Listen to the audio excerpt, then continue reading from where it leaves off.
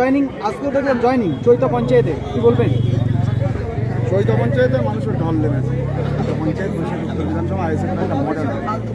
চৈতা পঞ্চায়েতের বিরোধী শূন্য হচ্ছে।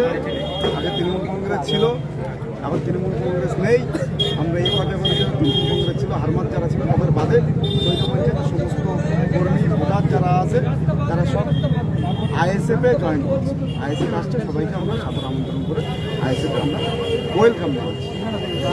বর্তমান যারা রাজনৈতিক প্রতিনিধি তাদেরকে ঘিরে ধরে মানুষের প্রতিবাদ কি বলবেন এ বিষয়ে? দেখুন, অন্যায় করলে তার ভোগ করতে হবে। আপনি দীর্ঘদিন ধরে চোখ রাঙিয়েছে, আপনি মানুষের অধিকার কেড়েছে, আপনি মানুষকে ভোট দিতে দেননি, আপনি মানুষকে ভোট দিতে দেননি, আপনি মানুষের বাদ দিয়ে 20,000 টাকা কাটমানি পেয়েছে, আপনি একটা বাথরুমের টাকা আসলে 10,000 টাকা আসলে তার থেকে 3,000 টাকা খেয়েছে। এই যে গরিবের অধিকার হরণ করেছে সেইটা বহিঃপ্রকাশ করে মানুষ, সেইটা বহিঃপ্রকাশ করছে মানুষ, তার প্রতিবাদ করার সুযোগ পেয়েছে। সেই জন্য প্রতিটা জায়গায় গেম পাচ্ছে। আজকে মূলত কতজন জয়েন করলো?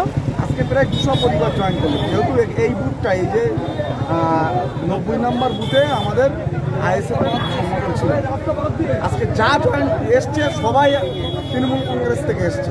মানে পুরো গ্রামটাই, এখানে আপনারা দেখেন যারা এসছে বাইরের কোনো লোক আসেনি, শুধু এই বুথের লোক এসছে। মানে এরা সবাই 500 অধিক লোক, 200 পরিবার, 5 থেকে 600 লোকজন আজকে ভোটার, তৃণমূল কংগ্রেসের ভোটাররা আমাদের আইএসএফ। তাহলে কি আগামী দিন চৈতা পঞ্চায়েত তাহলে কি আইএসএফ চৈতা পঞ্চায়েত আইএসএফ দখল করছে। আইএসএফ সময়ের অপেক্ষা দেখতে থাকুন, কয়েকদিনের মধ্যে আপনারা জানবেন।